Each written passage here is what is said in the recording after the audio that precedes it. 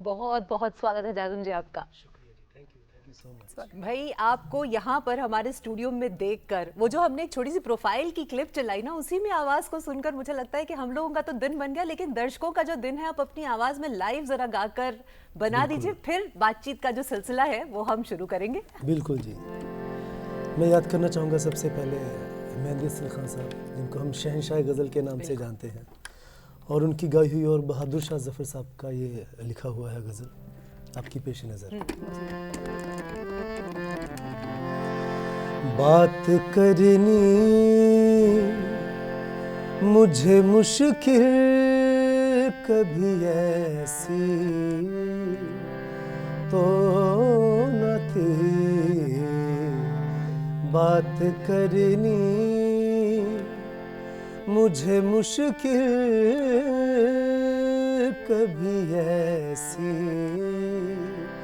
तो न थी, जैसी अब है तेरी महफिल कभी ऐसी तो न थी, बात करनी। वाह, एक बात कहूँ, बहुत खूब। जब आपको सुनती हूँ और फिर मैं ये सोचूं कि अगला आपसे मैं क्या बात करूं, तो बात करनी कभी इतनी मुश्किल तो न थी। लेकिन होता है ना कि जब आप सुरों के उस लहर में बह जाते हैं तो सब कुछ पीछे रह जाता है। सच में आपकी आवाज में वो जादू है। Thank you so much.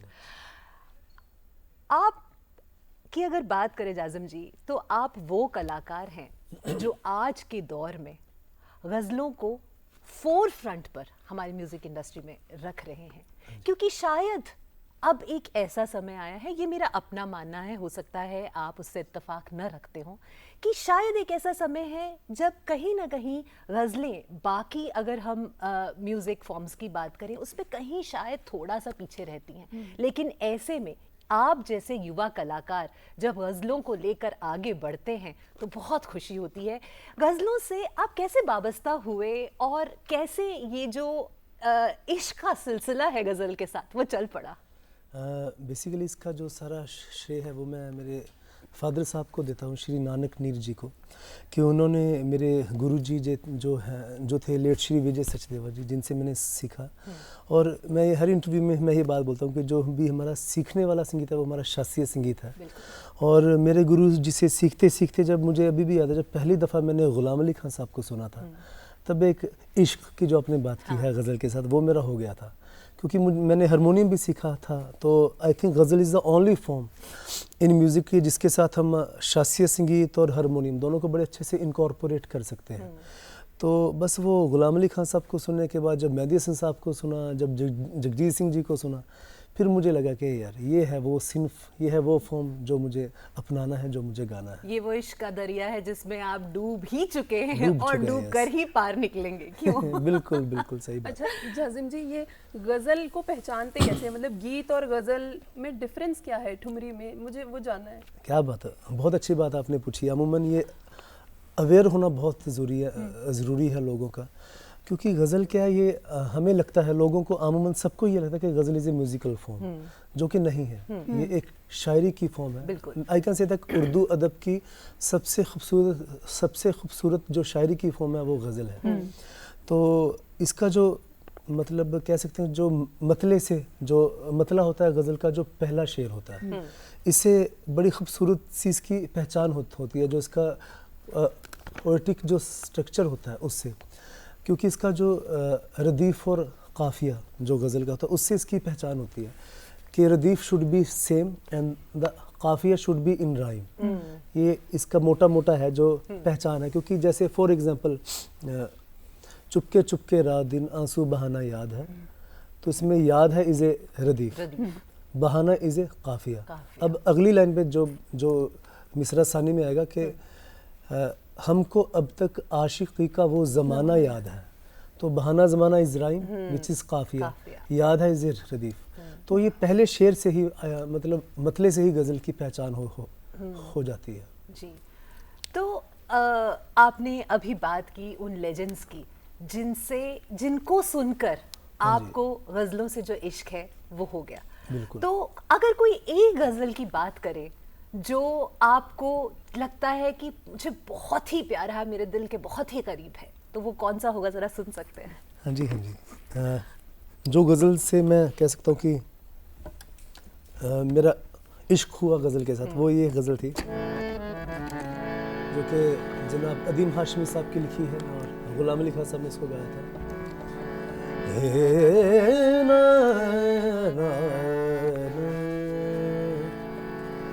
फासले ऐसे भी होंगे, फासले ऐसे भी होंगे, ये कभी सोचा न था, फासले ऐसे भी होंगे, ये कभी सोचा न था, सामने बैठा था मेरे, सामने बैठा था मेरे, और वो मेरा न था, फासले ऐसे भी होंगे, ये कभी सोचा न था, फासले। वाह वाह। जाजिम जी, आपको लगता है कि आज की जनरेशन थोड़ी सी कंज्यूम कम करने लगी है गज़ल, या बनने ही कम लगी है? ऐसा आपको लगता है कि ऑडियंस थोड़ी सी कम हुई है गज़ल की? क्योंकि हमें तो गज़लें बहुत पसंद है, टू बी ऑनेस्ट, बट आज की जनरेशन के ऑडियंस की बात करें तो क्या लगता है आपको?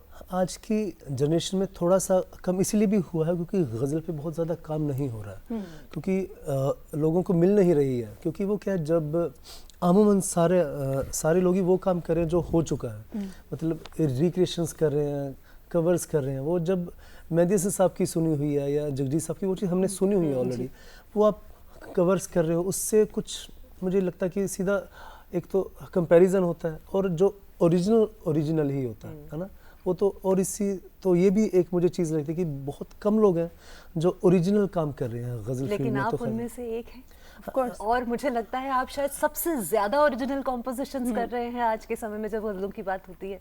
हाँ जी, I can proudly say that, क्योंकि वो ऊपर वाले ने वो करवाया, क्योंकि ऐसे एक जर्नी होती है, एक डेस्टिनी होती है कि जब बचपन में, जैसे मैंने बताया कि सीखते सीखते मेरा गज़ल में इंटरेस्ट आया, फिर स्कूल कॉलेजेस में कॉम्पिटिशंस में गए, फिर यूनिवर्सिटी में गए, जब मैंने पूरा पंजाब एक्सप्लोर किया, I lived in Jalandhar for an year, so Malerkotla, जहाँ जहाँ मुझे लगा कि म्यूज़िक है, वो खोजने के बाद जब फिर मैं मास्टर्स करने के लिए बॉम्बे गया, बट गज़ल का इंटरेस्ट मेरे साथ रहा हमेशा, गज़ल में हमेशा ही गाता था। तो और जब during masters only I participated in Sa Re Ga Ma Pa, जो कि रियलिटी शो था, तो वो भी देखिए किसी भी रियलिटी शो की हिस्ट्री में वो पहली दफ़ा हुआ था कि कोई भी ghazal singer was in the finals. तो एक वो भी एक चैनल वाले भी हैरान होते थे कि कितनी ही दफ़ा मुझे सबसे ज़्यादा वोटिंग पड़ी, कि तभी से मेरे जहन में था कि यार नहीं, ये अभी भी लोग हैं जो सुनना चाहते हैं, अगर हम अच्छे से इसको पेश मैंने करें। भी आपके लिए वोट किया। बिल्कुल है, बिल्कुल है। Thank you. बस तब से मेरा प्रोफेशनल जर्नी स्टार्ट हुई आफ्टर सारेगामापा। तो जो मेरी डेब्यू गज़ल की एल्बम आई प्यार बेपना, जो कि अमिता परशुराम जी की लिखी और उन्होंने कंपोज की थी, फिर मुझे निदा फाजली साहब के साथ समय बिताने का मौका मिला, उनकी तो शायद ऑफिशियली वो लास्ट एल्बम थी। यस यस, सुनो तुम। सुनो तुम। और मतलब ऊपर वाले ने बस वो अच्छे अच्छे लोग मिलवाता गया और काम होता गया। और अब जब मैं अपनी जर्नी के बारे में सोचता हूँ, पिछले 10 साल की या 11 साल की जो मेरी प्रोफेशनल जर्नी रही है, उसमें बहुत अच्छा काम हुआ है। आई एम सो ब्लेस्ड के अच्छे लोगों का साथ मिला और इसलिए वो काम हो पाया। क्या बात है, क्या बात है। शुरुआत की बात करें तो सारेगामापा से पहले भी जो आपका पहला, मेरे ख्याल से जो टेलीविजन स्टिंट रहा है जिसमें आपने सबसे पहली बार गाया, वो तो दूरदर्शन के साथ था, दूरदर्शन जलंधर। यस, याद है वो गीत? वो गीत मैं थोड़ा सा कोशिश करता हूँ, क्योंकि वो बहुत ही एक दूरदर्शन जलंधर का शो था झिलमिल तारे। वो उसमें आप मैंने वो नन्हे गाया। से थे उस समय, कितने साल के रहे होंगे? शायद हार्डली 7-8 साल मैक्सिमम के है 7, ना? हाँ। Maximum 7 years old. और अब अगर हम वहां से आगे बढ़ें तो फौजी 2 यस, में भी आपने एक गजल गाई है, तो वो सुन सकते हैं बिल्कुल आपसे? बिल्कुल, वो तो मेरी बहुत ही पसंदीदा गज़ल है जो कि अहमद फराज साहब की शायरी है। कंपोज भी आप ही ने की है? हाँ जी, हाँ जी, वो मेरी कंपोजिशन है।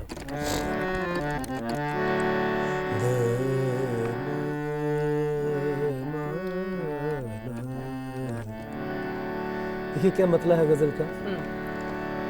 सा ग म द नि सा ध नि प ग म नि द प म ग रे ग म प रे प म ग सा रे ग सा ध नि सा। इससे पहले के बेवफा हो जाए, इससे पहले के बेवफा हो जाए, क्यों ना ए दोस्त हम जुदा हो जाए, इससे पहले के बेवफा हो जाए, क्यों ना ए दोस्त हम जुदा हो जाए, इससे पहले के बेवफा हो जाए। इसका मक्ता मेरा बहुत ही पसंदीदा है। बंदगी हमने छोड़ दी है फराज,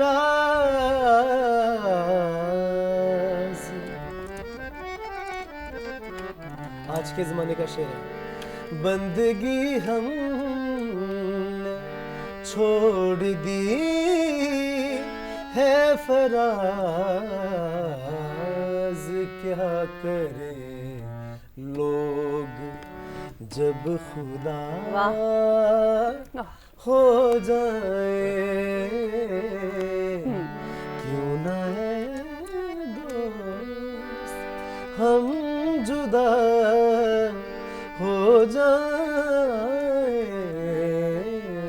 इससे पहले। क्या बात है, क्या बात है, वाह, बहुत खूबसूरत, बहुत बिल्कुल। Thank you. जाजिम जी, आपने पंजाबी इंडस्ट्री को बहुत करीब से देखा है हाँ जी। जी, तो उसमें बॉलीवुड में ऑब्वियसली गज़ल का रिस्पांस और क्या डिफरेंस लगता है आपको कि पंजाबी इंडस्ट्री में जो है म्यूज़िक को लेके क्या रिस्पांस रहता है? वो रिस्पांस तो मतलब पंजाब के लोगों की आप बात कर रहे हैं? जी जी, पंजाबी इंडस्ट्री में हाँ, रिस्पांस तो ऑफ कोर्स अच्छा ही है, बट ये है कि जो गज़ल का स्पेसिफिकली गज़ल का थोड़ा सा ऑफ कोर्स कम है, क्योंकि पंजाबी की जो गज़ल्स हैं उसमें काम बहुत ही कम हुआ है। गानों वालों ने बहुत अच्छे अच्छे शायर हैं पंजाब के, जैसे सुरजीत पात्र साहब हैं, सुखविंदर अमृत जी हैं, काफ़ी सारे अच्छे अच्छे शायर हैं जिन्होंने पंजाबी गज़लें लिखी हैं, लेकिन पंजाबी गज़ल्स पे काम बहुत कम हुआ है मौसीकी के लिहाज से अगर हम बात करें।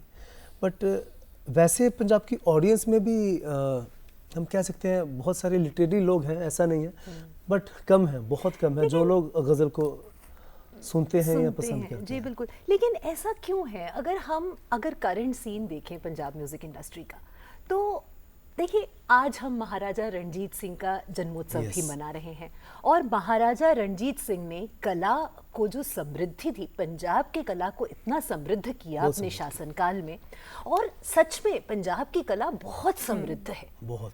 वो पंजाब की मिट्टी की खुशबू ही ऐसी है जो उस कला में बसी है, जो सीधे रूह को छूती है। Yes. लेकिन आजकल का अगर हम संगीत देखते हैं तो मुझे लगता है कहीं ना कहीं बड़ा दुखद भी है कि जो पंजाब की जो कला है, जो फोक सॉन्ग्स हैं पंजाब की, या जो गज़लें हैं जो पंजाब की खुशबू लेकर चलते हैं, जैसे आपकी आवाज़ में हमें दिखता है, वो कहीं ना कहीं लुप्त सा होता जा रहा है।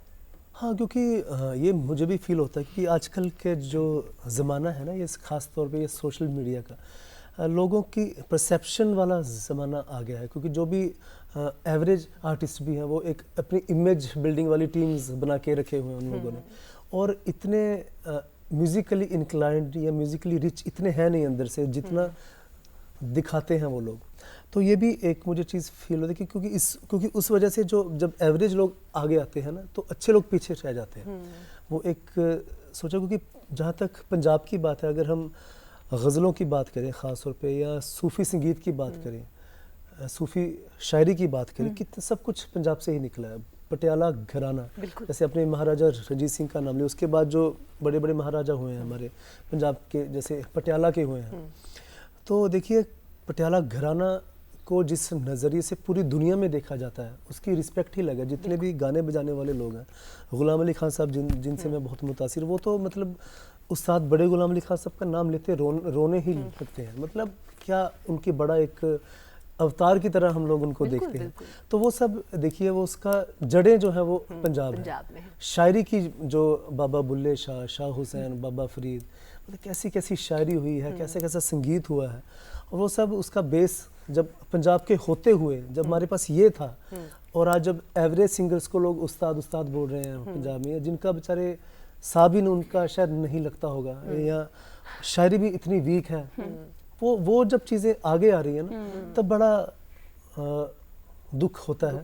बीइंग पंजाबी थोड़ी शर्म भी आती है कि जिस तरीके के गाने, चाहे वो हथियारों की बातें कर रहे हो, डिग्रेडेशन ऑफ गर्ल्स, है ना, ड्रग्स की बातें हो रही हैं, वो जब चीज़ें देख के थोड़ा सा दुख होता है कि पंजाब ये तो नहीं था जो आज की दौर में जो रिप्रेजेंटेशन हो रहा है पंजाब का। जैसे वही मैं ABA जब देख रहा था महाराजा रणजीत सिंह साहब की, वो क्या था और क्या लोग थे, और आज हम कैसे हो रहे हैं। बट आई होप के चेंज विल कम, और लोगों को फिर से जब अपना कल्चर की याद आएगी, फिर से इसी को एक्सप्लोर करेंगे और फिर से अच्छा माहौल बनेगा। लेकिन बहुत अच्छा लगता है जब आप जैसे कलाकारों को देखते हैं जो मुझे लगता है इस चेंज के फ्लैग बेयरर है ना। आपने वापस फिर से, मुझे लगता है जो गज़लों का दौर है उसको लाने की का जो मुहिम है आपने उठा लिया है। बहुत सारी बॉलीवुड मूवीज में, यहाँ तक कि मेरे ख्याल से एक आने वाली तेलुगु मूवी में भी आपकी 2 गज़लें हैं, जो कि ये बहुत कमेंडेबल बात है और सच में बहुत बहुत अच्छा लगता है जब हम सुनते हैं। तो मन मर्जियां से या फिर आने वाली किसी फिल्म से 2 लाइनें सुन सकते हैं? बिल्कुल, जो आपका मन मर्जियां वाले गाने के लिए मैं वाले, हमेशा अमित भाई का, जो इसके कंपोजर हैं अमित हरिवेदी सर, बहुत प्यारा उन्होंने ये धुनें बनाई थी जो मैंने गाई थी, और शैली साहब ने लिखी थी। तो उन दोनों का शुक्रिया इस ये प्यारे से गाने मुझे देने के लिए। तो एक गाना था,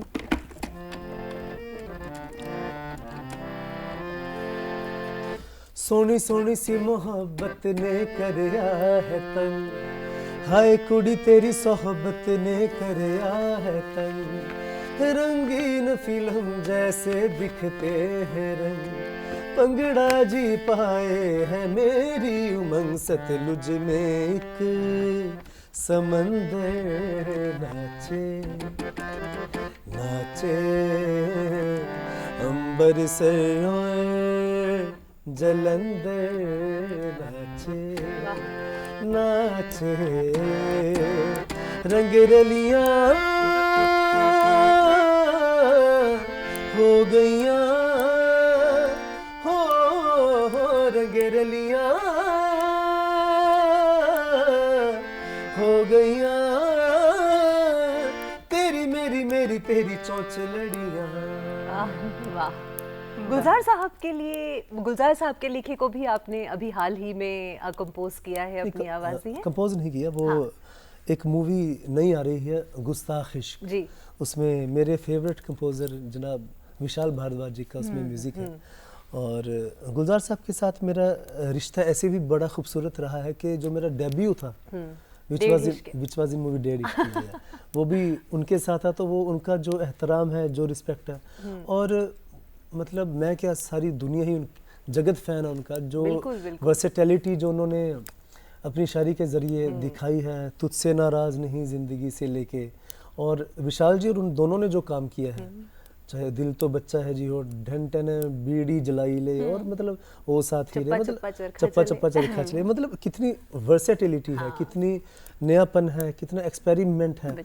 और आई एम सो लकी कि मेरा डेब्यू इन इस ड्रीम टीम के साथ हुआ। और अभी जो गाना है जो कि गुस्ताख इश्क मूवी आ रही है, उसमें भी नसीर साहब हैं और विजय वर्मा, फातिमा सना शेख, बहुत विभुपुरी साहब का डायरेक्शन है और मनीष मल्होत्रा साहब का इससे फर्स्ट प्रोडक्शन वेंचर है उनका। अच्छा। तो बहुत खुशी है कि वो पंजाबी गाना, तो बीइंग पंजाबी बड़ी खुशी है कि इतना सोलफुल गाना उन्होंने म्यूजिक वर्ड को दिया है और लोगों का बहुत प्यार मिल रहा है इस गाने को। तो आप तीनों का जो ये ट्रायो है ना, उससे कुछ भी सुन सकते हैं, डेढ़ हिस्टिया से या कहीं से भी, जो आपका मन कर रहा हो इस वक्त। बिल्कुल बिल्कुल, मैं ये जरूर सुनाता हूँ।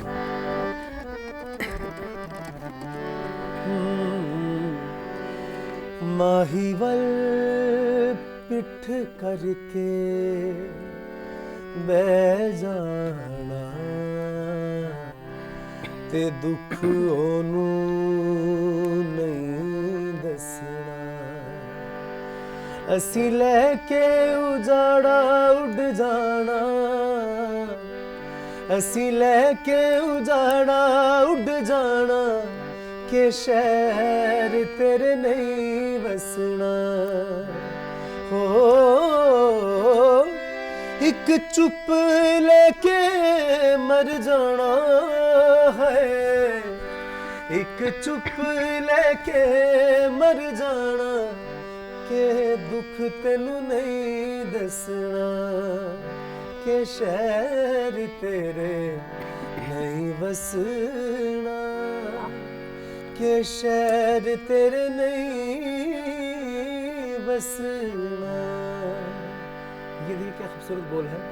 छावे छावे हुण पैर जल दे ने, तेरे परछावे गैर लग देने, पैर जल देने हुण छावे छावे गैर लग देने, तेरे परछावे पावे सावण ले आवे, पावे छावा छिड़कावे, सानू साइयां दी सोसी धुप खा के सुक जाना है, असी धुप खा के सुक जाना, के शहर तेरे नहीं बसना, के शहर तेरे नहीं बसना, के शहर तेरे नहीं बसना।